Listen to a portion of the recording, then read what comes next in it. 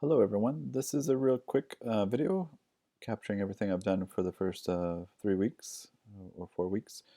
Wanted to show you over the winter break that I took the back of my garage and framed it in, insulated it, getting it ready for winter and summer here in Blacksburg so I can have a studio to do drawings for my next body of work.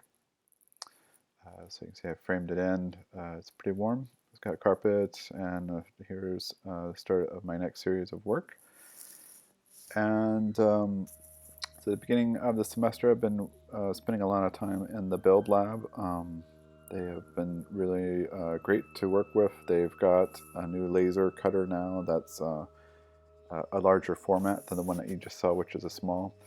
So I'm making prototypes and making revisions and revisions on the prototypes. So a lot of these ideas are being scrapped, even the ones that you see right here. This is a backpack.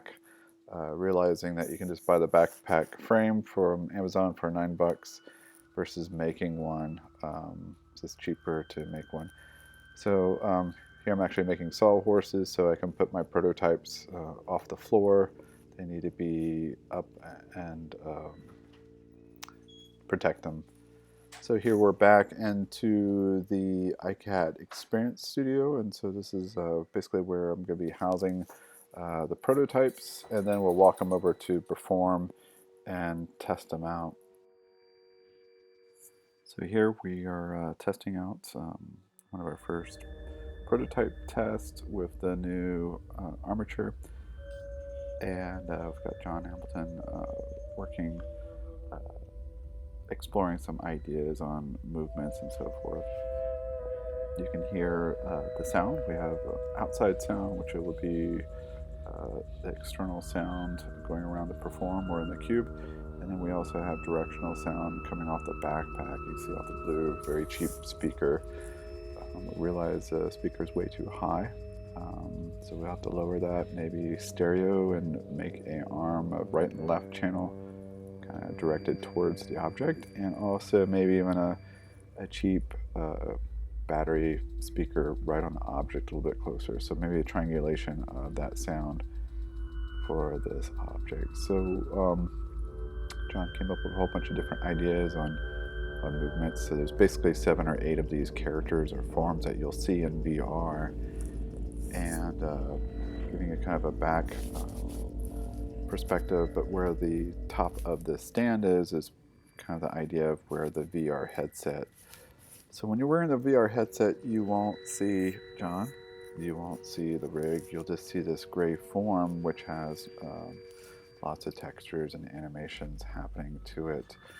So the idea is when John's moving up and down, sound will be tracking that sound, and when you'll be able to touch the form with the Bear Paint, and that'll go to the Pogo Pen and Pogo Pen to Unreal.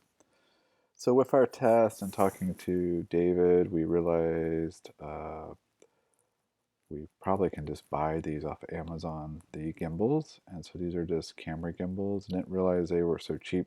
Well, not cheap, but they're $49. And so we're probably going to go this route, or at least explore and see if we can animate it a little bit better with these gimbal. So we've got Tom Judson talking about the sound design. He'll be the engineer behind all this. So, a quick overview of what I've got going on at the moment. Right now, I'm in the process of experimenting with sounds about how I want them to combine together.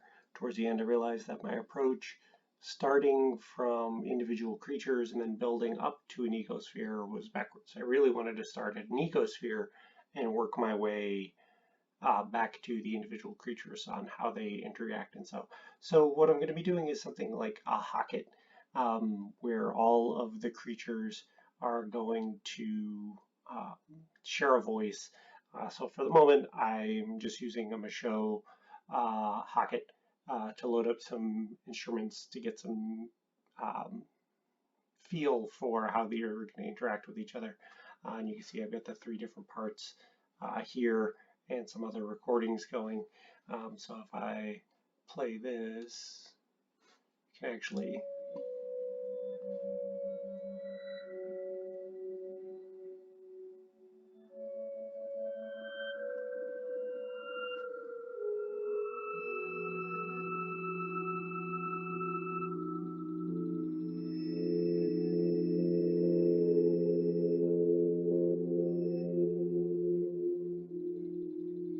and you can actually get a sense of how the environment's going to come together into individual pieces.